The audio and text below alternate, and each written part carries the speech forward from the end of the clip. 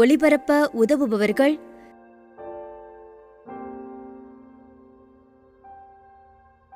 Doctor C ஞான அதிக்கம் குடும்பத்தினர், தூத்துக்குடி.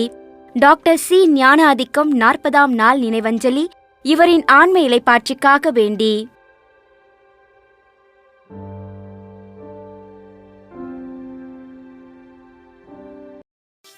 தந்தை மகன் தூயாவியாரின் பெயராலே ஆமென்.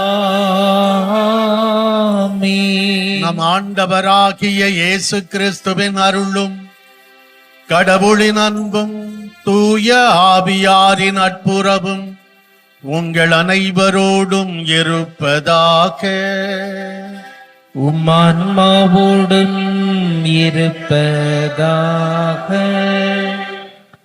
இறையேசுவில் அன்பிற்கினிய சகோதரிகளே, சகோதரர்களே, மனமாற்றத்திற்கு நம்மை ஆண்டவரை நோக்கி திரும்பி வர நம்மை அழைக்கும் இந்த தவ நாட்களில் நமது வாழ்வின் நிலையாமையை உணர்ந்து நிலை வாழ்வை நோக்கி நாம் பயணிக்க ஒப்புக்கொடுக்கிற இந்த தெய்வீக திருப்பலி எல்லாம் வல்ல இறைவனுக்கு ஏற்புடையதாக இருக்க நமது பாவங்களை, குற்றங்களை எல்லாம் நினைத்து மனம் வருந்தி மன்னிப்பு வேண்டுவோம். எல்லாம் வல்ல இறைவனிடமும் சகோதர சகோதரிகளே, உங்களிடமும் நான் பாவியனை ஏற்றுக்கொள்கிறேன். ஏனெனில் என் சிந்தனையாலும் சொல்லாலும் செயலாலும் கடமையில் தவறியதாலும் பாவங்கள் பல செய்தேன். என் பாவமே, என் பாவமே, என் பெரும் பாவமே. ஆகையால் எப்பொழுதும் கன்னியான புனித மரியாவையும் வானதூதர் புனிதர் அனைவரையும் சகோதர சகோதரிகளே உங்களையும் நம் இறைவனாகிய ஆண்டவரிடம் எனக்காக வேண்டிக் கொள்ள மன்றாடுகிறேன். எல்லாம் வல்ல இறைவன் நம் மீது இரக்கம் வைத்து நமது பாவங்கள், மனித பலவீனங்கள் அனைத்தையும் மன்னித்து நம்மை முடிவற்ற நிலையான நித்திய வாழ்வுக்கு அழைத்து செல்வாராக. ஆமென். ஆண்டவரே இரக்கமாயிரும். கிறிஸ்துவே இரக்கமாயிரும். ஆண்டவரே இரக்கமாயிரும். கிறிஸ்துவே இரக்கமாயிரும். மன்றாடுவோமாக. ஆண்டவரே, உம் மக்களின் இறைப்பற்றை கனிவுடன் கண்ணோக்கி அருள உம்மை வேண்டுகின்றோம். தவ முயற்சியால் தங்கள் உடலை அடக்கி ஆளும் இவர்கள் நற்செயலின் பயனால் தங்கள் மனதை புதுப்பித்துக் கொள்ளச் செய்வார்களாக. எங்கள் ஆண்டவராகிய கிறிஸ்து வழியாக உம்மை மன்றாடுகிறோம்.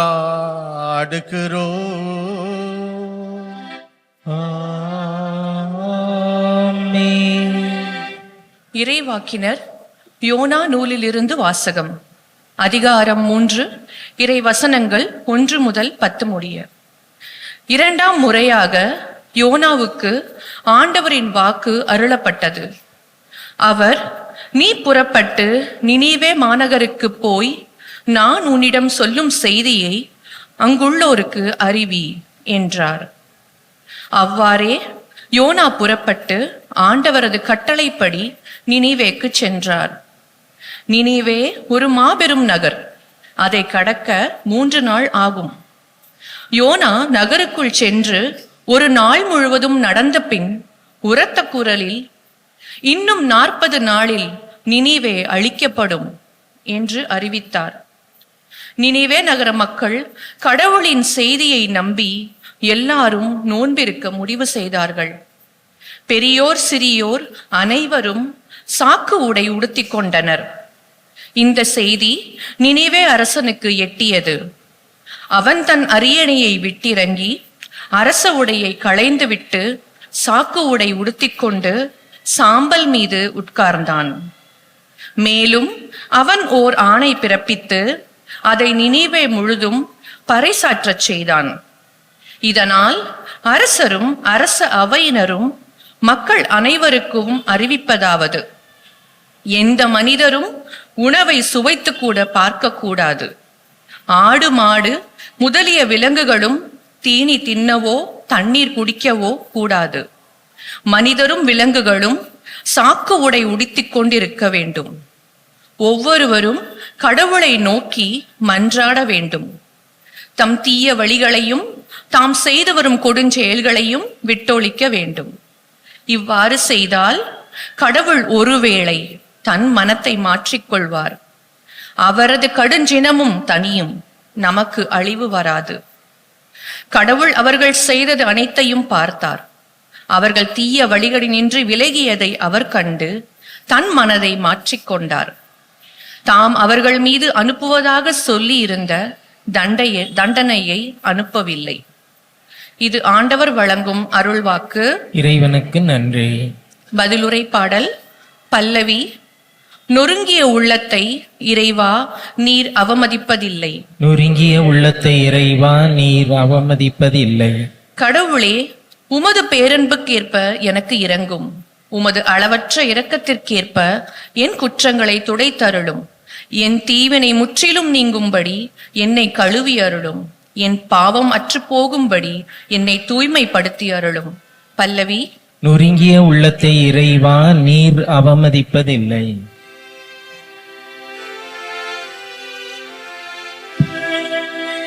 இப்பொழுதாவது உங்கள் முழு இதயத்தோடு என்னிடம் திரும்பி வாருங்கள். ஏனெனில் நான் அருள் நிறைந்தவர், இரக்கம் மிக்கவர் என்கிறார் ஆண்டவர். ஆண்டவர் உங்களோடு இருப்பாராக. ஆன்மாவோடும் இருப்பாராக. லூக்கா எழுதிய நற்செய்தியிலிருந்து வாசகம். ஆண்டவரே மாட்சி உமக்கே. பிரிவு 11 29 தொடங்கி 32 முடிய உள்ள இறை திருவார்த்தைகள். அக்காலத்தில் மக்கள் வந்து கூட கூட இயேசு கூறியது: இந்த தீய தலைமுறையினர் அடையாளம் கேட்கின்றனர். இவர்களுக்கு யோனாவின் அடையாளத்தை தவிர வேறு அடையாளம் எதுவும் கொடுக்கப்பட மாட்டாது. யோனா நினிவே மக்களுக்கு அடையாளமாயிருந்ததை போன்று மானிட மகனும் இந்த தலைமுறையினருக்கு அடையாளமாயிருப்பார். தீர்ப்பு நாளில் தென்னாட்டு அரசி இத்தலைமுறையினரோடு எழுந்து இவர்களை கண்டனம் செய்வார். ஏனெனில் அவர் சாலமோனின் ஞானத்தை கேட்க உலகின் கடைக்கோடியிலிருந்து வந்தவர். ஆனால் இங்கிருப்பவர் சாலமோனிலும் பெரியவர் அல்லவா?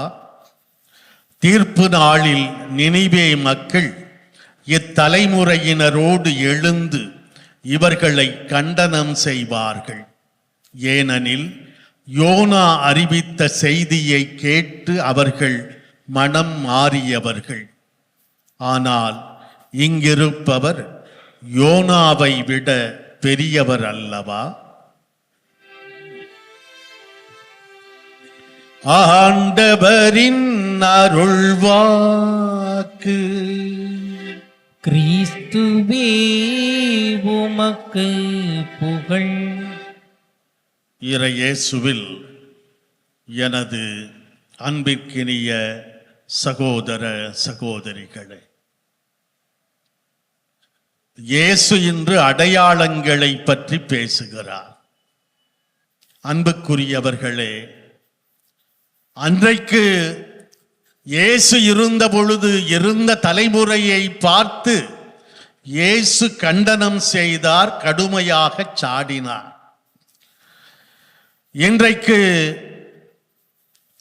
2000 ஆண்டுகளுக்கு முன்பே இப்படி கண்டித்திருந்தார் என்றால் 800 கோடி பேருக்கு மேல் வாழுகிற இந்த உலகிலே இருக்கிற இந்த நிலையை, இன்றைக்கு இருக்கிற நிலையை, இந்த மக்கள் வாழுகிற வாழ்க்கை முறையை, மலைந்து கிடக்கிற அநீதிகளை, அக்கிரமங்களை, அநியாயங்களை, எண்ணிக்கூட பார்க்க முடியாத தீய செயல்களை செய்து கொண்டிருக்கிற இந்த தலைமுறையை நம்மை எப்படி கண்டனம் செய்வார்? இந்த தீய தலைமுறை என்று சொன்னார். எவ்வளவு கடுமையான சொற்களை அன்றைக்கு பயன்படுத்தினார். இன்றைக்கு அதைவிட கடுமையான சொற்களை இயேசு ஆண்டவர் பயன்படுத்த கூடும், பயன்படுத்த வேண்டிய கட்டாய சூழல் இருப்பதை நாமே அறிந்திருக்கிறோம். குறிப்பாக தீர்ப்பு நாளிலே மனம் மாறியவர்கள் எழுந்து உங்களை கண்டனம் செய்வார்கள்.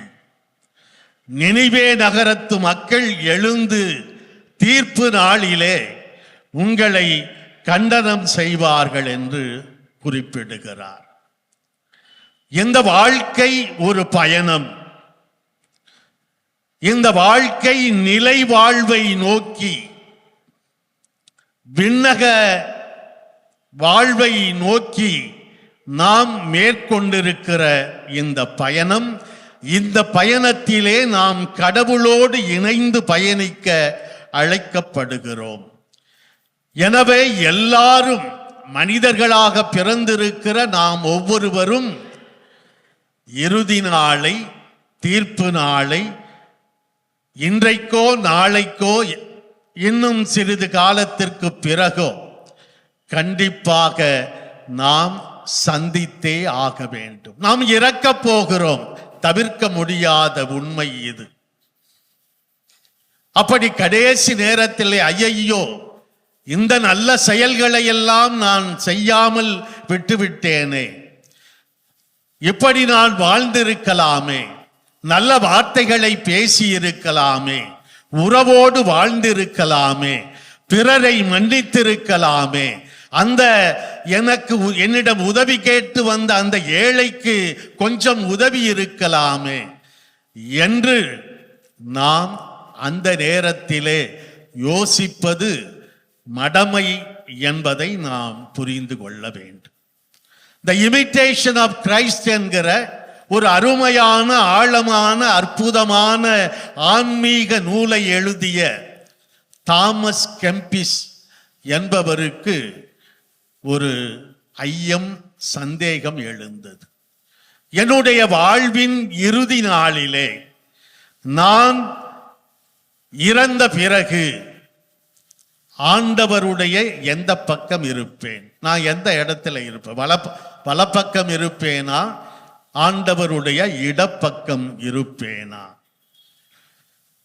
அவர் ஜெபிக்கிறார், ஆழமாக ஜெபிக்கிறார். அவர் ஜெபிக்கிற வேளையிலே அவருக்கு இப்படி ஒரு தெளிவு கிடைக்கிறது, விடை கிடைக்கிறது. கடைசி நாளிலே நீ என்ன செய்ய வேண்டும் என்று விரும்புவாயோ? இன்னும் அரை மணி நேரத்திலே, இன்னும் 1 மணி நேரத்திலே நாளைக்கு நான் இறக்கப் போகிறேன் என்றால் என்னென்ன நல்ல காரியங்களை எல்லாம், செயல்களை எல்லாம் வேகமாக செய்ய விரும்புவாயோ அதை இன்றைக்கே இப்போதே செய்.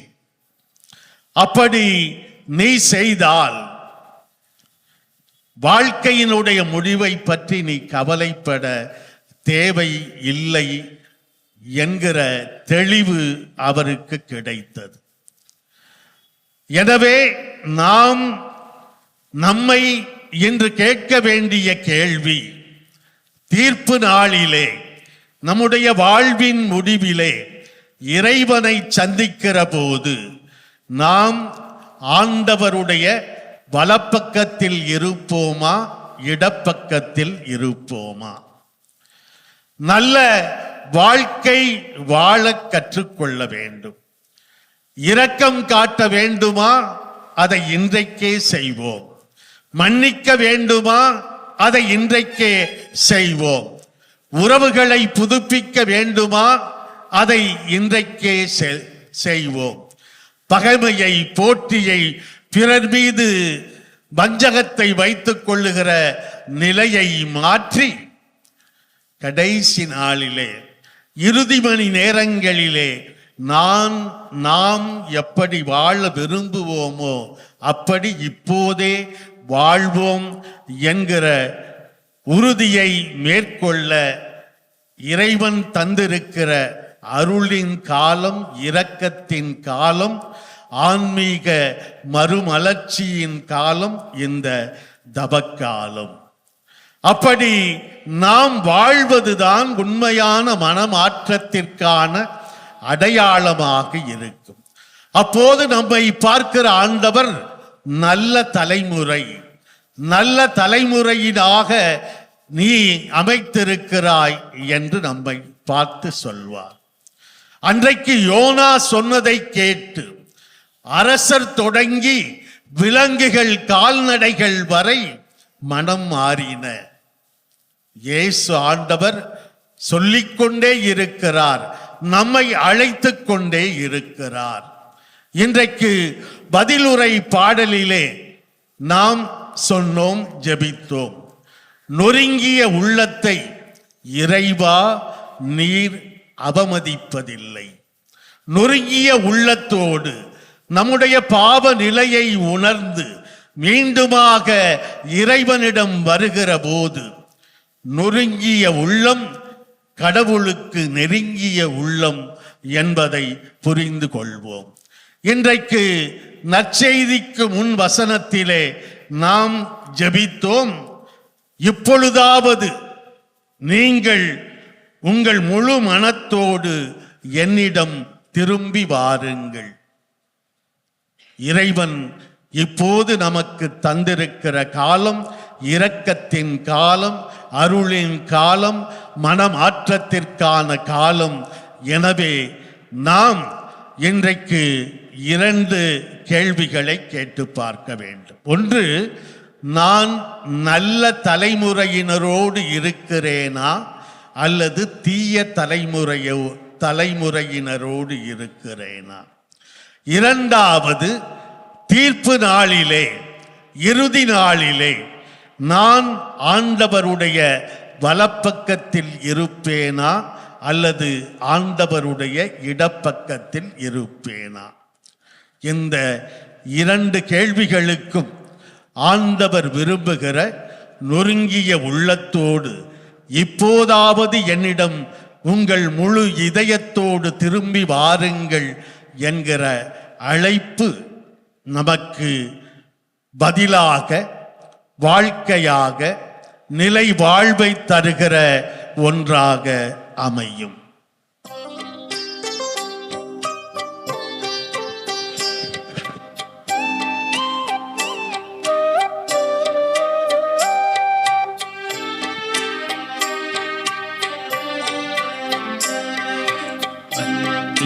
பலியாயிப்பார் உம்மை அணுகிடும் எளியவர் வேண்டுதல் கேட்பார். அன்பின் பலியாயிப்பார்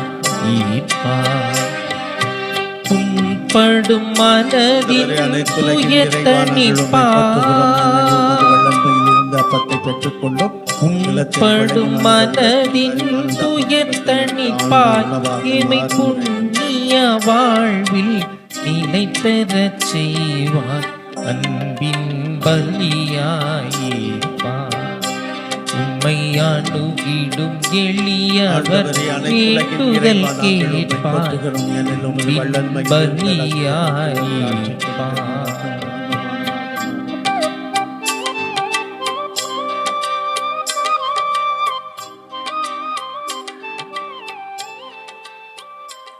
அன்புள்ளவர்களே, நாம் அனைவரும் ஒன்று சேர்ந்து ஒப்புக் கொடுக்கும் இந்த திருப்பலி எல்லாம் வல்ல இறை தந்தைக்கு ஏற்றதாகும்படி மன்றாடுவோம். ஆண்டவர் தமது பெயரின் புகழ்ச்சிக்காகவும் மாட்சிக்காகவும் நமது நன்மைக்காகவும் புனித திரவி அனைத்து நலனுக்காகவும் நமது கையில் இருந்து இப்பலியை ஏற்றுக்கொள்வாராக. ஆண்டவரே, உமது திருப்பெயருக்கு ஒப்புக் கொடுக்குமாறு நீர் கொடுத்தவற்றையே நாங்கள் உமக்கு காணிக்கையாக்குகின்றோம்.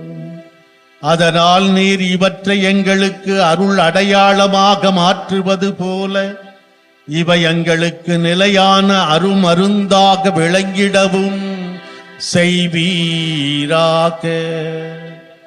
எங்கள் ஆண்டவராகிய கிறிஸ்து வழியாக உம்மை மன்றாடுகிறோம்.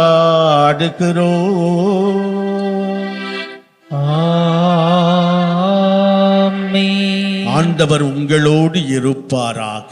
ஆன்மாவோடும் இருப்பாராக.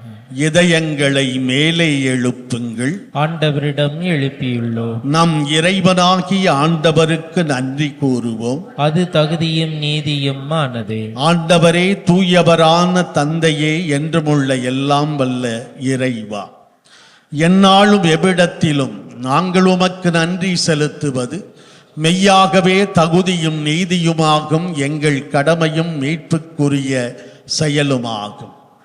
எங்கள் தவ முயற்சிகளால் நாங்கள் உமக்கு நன்றி செலுத்தவும், எங்கள் ஆணவத்தை தளர்த்தவும், ஏழைகளுக்கு உணவளிக்கவும், இவ்வாறு உமது கனிவிரக்கத்தை பின்பற்றவும் நீர் திருவுளமானீர். ஆகவே எண்ணற்ற வானதூதரோடு சேர்ந்து நாங்களும் உம்மை போற்றி புகழ்ந்தேத்தி ஒரே குரலில் சொல்வதாவது: தூயவர் தூயவர் தூயவர், வான்படைகளின் கடவுளாம் ஆண்டவர். விண்ணகமும் மண்ணகமும் மது ஆட்சியால் நிறைந்துள்ளன. உன்னதங்களிலே ஓசன்னா. ஆண்டவர் பேரால் வருகிறவர் ஆசி பெற்றவர். உன்னதங்களிலே ஓசன்னா. ஆண்டவரே, நீர் மெய்யாகவே தூயவர், தூய்மை அனைத்துக்கும் ஊற்று. ஆகவே உம்முடைய ஆவியை பொழிந்து எக்காணிக்கைகளை தூய்மைப்படுத்த உம்மை வேண்டுகிறோம். இவ்வாறு எங்கள் ஆண்டவர் இயேசு கிறிஸ்துவின் உடலும் இரத்தமுமாக எங்களுக்கு இவை மாறுவனவாக. அவர் பாடுபட உளம் கனிந்து தம்மை கையளித்த போது அப்பத்தை எடுத்து நன்றி செலுத்தி அதை பிட்டு தம் சீடர்களுக்கு அளித்து அவர் கூறியதாவது: அனைவரும் இதிலிருந்து பெற்று உண்ணுங்கள், ஏனெனில் இது உங்களுக்காக கையளிக்கப்படும் என் உடல்.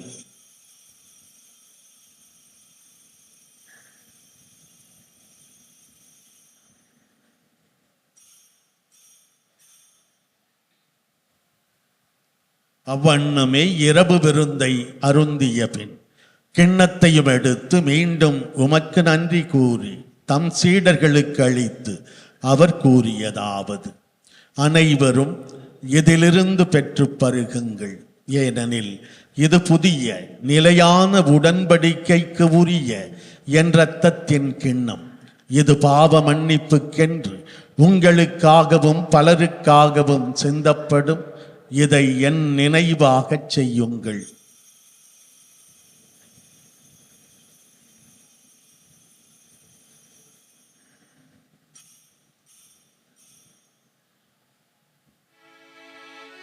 நம்பிக்கையின் மறைபொருள். ஆண்டவரே, நீர் வருமளவும் உமது இறப்பினை அறிக்கையிடுகின்றோம், உமது உயிர்ப்பினையும் எடுத்துரைக்கின்றோம். ஆகவே ஆண்டவரே, நாங்கள் கிறிஸ்துவின் இறப்பினையும் உயிர்ப்பினையும் நினைவு கூர்ந்து வாழ்வு தரும் அப்பத்தையும் மீட்பளிக்கும் கிண்ணத்தையும் உமக்கு ஒப்புக் கொடுக்கிறோம். உம் திருமுன் நின்று ஊழியம் புரிய தகுதியற்ற என்னை தேர்ந்து கொண்டீர், எனவே உமக்கு நன்றி செலுத்துகிறோம். மேலும் கிறிஸ்துவின் உடலிலும் இரத்தத்திலும் பங்கு கொள்ளும் எங்களை தூய ஆவியார் ஒன்று சேர்க்க வேண்டுமென உம்மை தாழ்மையுடன் மன்றாடுகிறோம். ஆண்டவரே, உலகெங்கும் பரவி பயணம் செய்யும் உமது திரு அவையை நினைவு கூர்ந்தருளும்.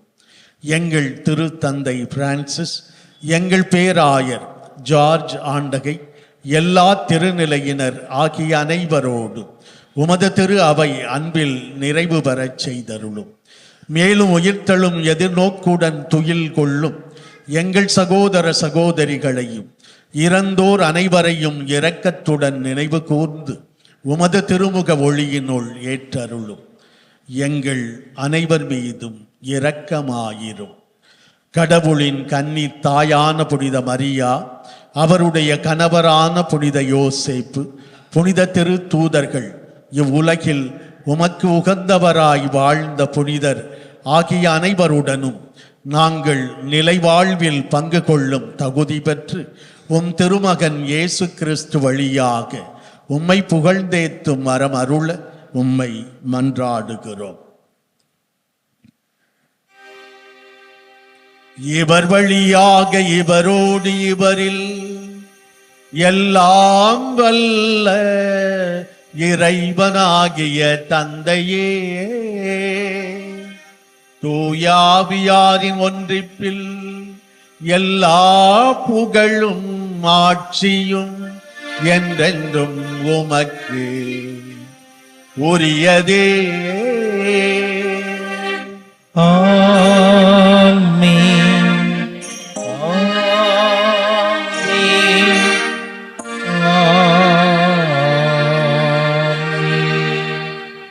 இறைமகன் இயேசு கற்றுத்தந்தவாறு நாம் அனைவரும் ஒன்று சேர்ந்து ஜெபிப்போம். விண்ணுலகில் இருக்கின்ற எங்கள் தந்தையே, உமது பெயர் தூயது என போற்ற பெறுக. உமது ஆட்சி வருக. உமது திருவுளம் விண்ணுலகில் நிறைவேறுவது போல மண்ணுலகிலும் நிறைவேறுக. எங்கள் அன்றாட உணவை இன்று எங்களுக்கு தாரும். எங்களுக்கு எதிராக குற்றம் செய்வோரை நாங்கள் மன்னிப்பது போல எங்கள் குற்றங்களையும் மன்னியும். எங்களை சோதனைக்கு உட்படுத்தாதேயும், தீமையிலிருந்து எங்களை விடுவித்தருளும். ஆண்டவரே, தீமை அனைத்திலும் இருந்து எங்களை விடுவித்து எங்கள் வாழ்நாளில் அமைதியை கனிவுடன் அருள உம்மை மன்றாடுகிறோம். உமது இரக்கத்தின் உதவியால் நாங்கள் பாவத்திலிருந்து எப்போதும் விடுதலை பெற்று யாதொரு தேவையற்ற கலக்கமுமின்றி நலமாயிருப்போமாக. நாங்கள் எதிர்நோக்கி இருக்கும் பேரின்பத்துக்காகவும் எம் மீட்பராகிய இயேசு கிறிஸ்துவின் இரண்டாம் வருகைக்காகவும் ஆவலோடு காத்திருக்கின்றோம். ஏனெனில் ஆட்சியும் வல்லமையும் ஆட்சியும் என்றென்றும் அதே. ஆண்டவரே இயேசு கிறிஸ்துவே, அமைதியை உங்களுக்கு விட்டுச் செல்லுகிறேன், என் அமைதியையே உங்களுக்கு தருகிறேன் என்று அன்று உமது திரு தூதர்களுக்கு மொழிந்தீரே. இன்று இங்கே கூடி வந்துள்ள எங்கள் பாவங்களை பாராமல் உமது திரு அவையின் நம்பிக்கையை மட்டும் கண்ணோக்கி அதற்கு அமைதியையும் ஒற்றுமையையும் அளித்தருள்வீராக. என்றென்றும் வாழ்ந்து ஆட்சி செய்கின்றவர் நீரே. ஆமென். ஆண்டவர் இயேசுவின் அமைதி உங்கள் அனைவரோடும் என்றென்றும் இருப்பதாக. உம் ஆன்மாவுடன் இருப்பதாக. ஒருவர் மற்றவருக்கு இயேசு ஆண்டவரின் அமைதியை உள்ளன்போடு பகிர்ந்து தருவோம். உலகின் பாவங்களை போக்கும் இறைவனின் செம்மறியே, எங்கள் மேல் இரக்கமாயிரும். உலகின் பாவங்களை போக்கும் இறைவனின் செம்மறியே, எங்கள் மேல் இரக்கமாயிரும். உலகின் பாவங்களை போக்கும் இறைவனின் செம்மறியே, எங்களுக்கு அமைதியை அளித்தருளும்.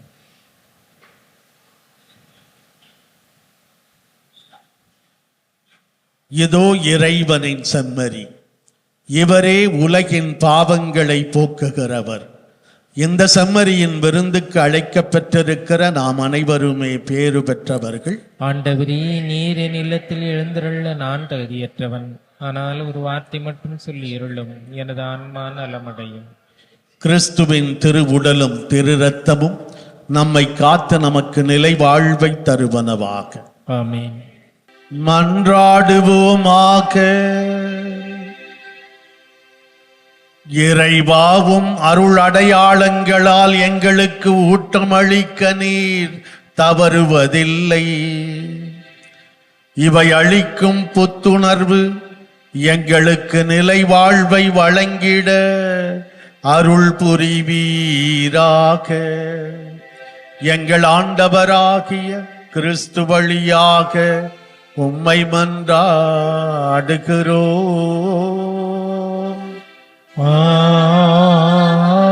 ஆமென். ஆண்டவர் உங்களோடு இருப்பாராக. உமான்மாவோடும் இருப்பாராக. எல்லாம் வல்ல இறைவன் தந்தை மகன் தூயாபியார் நம் அனைவரையும் ஆசீர்வதிப்பாராக.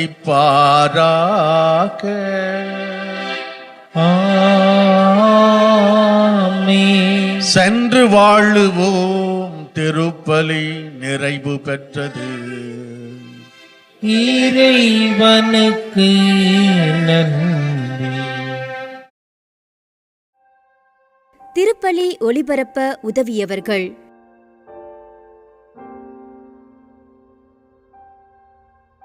டாக்டர் சி ஞானாதிக்கம் குடும்பத்தினர், தூத்துக்குடி. டாக்டர் சி ஞானாதிக்கம் 40ஆம் நாள் நினைவஞ்சலி இவரின் ஆன்ம இலைப்பாற்றிக்காக வேண்டி